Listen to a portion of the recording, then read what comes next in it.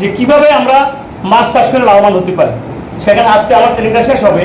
তো আমি আপনাদেরকে এটুকু বলতে চাচ্ছি, সেটা হলো এখন তারা বলতেছে যে দাউদকান্দি মডেল যেটা প্লাবন ভূমিতে মাছ চাষ, এই প্লাবন ভূমি অর্থাৎ বড় ভূমিতে যদি মাছ চাষ করি আমরা, মাছের রোগ হবে না, আর মাছ আমরা অনেক বেশি গ্রোথ হবে, মাছ দৌড়াইতে পারে, যেটা আমাদের সীমিত পুকুরের মধ্যে হয় না।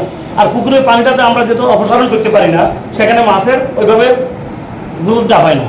তো আমরা আমাদেরকে প্র্যাকটিক্যাল গতকালকে দাউদকান্দিতে আপনার পানকৌড়ি একটা প্রকল্প, ওই প্রকল্পে নিয়ে গেছে এবং নৌকায় করে আমরা মাঠে একদম মাছের কাছে গেলাম, মাছ ধরলাম, দেখলাম মাছের যে টাইমে যে গ্রোথ হওয়ার কথা তারা আমাদেরকে দেখাইলেন, তারা লিস্ট করে রাখছেন কোন টাইমে কত গ্রোথ। সব কিছু মিলে আমার কাছে এখন মনে হয় যেন আমরা ভালো করতে পারবো। আমি এই কথা বলার জন্য বিশেষ করে আমি স্যার থেকে অনুমতি নিয়ে শুধু হাবিব ভাইয়ের কথাবার্তাতে আমি আসছি। আমি আমার এই স্যারকে অনুরোধ করবো, আমাদের সম্মানিত উপজেলা চেয়ারম্যান মহোদয় আছেন, আমাদের লালমাই উপজেলায় দুটা রিসোর্স আছে, একটা হলো কলিয়ার ট্যাক, এখানে একটা বিশাল জায়গায় খালি পড়ে আছে, আর হলো আমার চাঁদপুলিয়া পুটিমুলিয়া।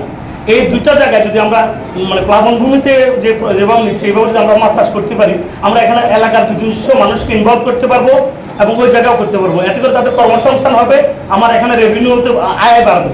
আমার এসলেন মহোদয় আছেন, যদি এটা লিজ দেয় তাহলে সেখানে অনেক ভালো রেভিনিউ আসবে এবং সেখানে আমরা যদি একটা টিম 200-300 লোকের একটা টিম করে আমরা যদি কাজটা করি সেখানে উপজেলা চেয়ারম্যান বা ইউনুস স্যারের পরামর্শে বা নেতৃত্বে, তাহলে কিন্তু আমরা অন্তত আমার বিশ্বাস মিনিমাম 1 কোটি টাকার মাছ এখানে উৎপাদন করা যাবে কমপক্ষে, এবং চাঁদপুলিয়া পুটিমুলিয়াও আরও বেশি করা যাবে। এতে করে আমার রেভিনিউ হবে, আমার ইনকাম হবে। কারণ গতকালকে আমরা যে প্রজেক্টটা দেখছি সেখানে একজন মেম্বার, সজল মেম্বার, সে 1 কোটি 1 লক্ষ টাকা দিয়ে 10 একরের মতো জায়গা মাত্র সে লিজ নিলেন 2 বছরে, এবং তাকে জিজ্ঞাসা করলাম আপনার লাভ হচ্ছে কত, সে তার ফ্যামিলির তার ছেলে মেয়েদেরকেও এই কাজে ইনভলভ করছে এবং সে যথেষ্ট লাভবান।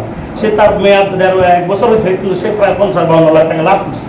তাহলে এই মাছ চাষ করে আমরা অর্থনৈতিকভাবে লাভবান হতে পারি। হ্যাঁ, আর আমরা জাতিকেও বা আমরা দেশকেও যে পুষ্টি প্রোটিনের প্রয়োজনীয়তা মেটাতে পারি।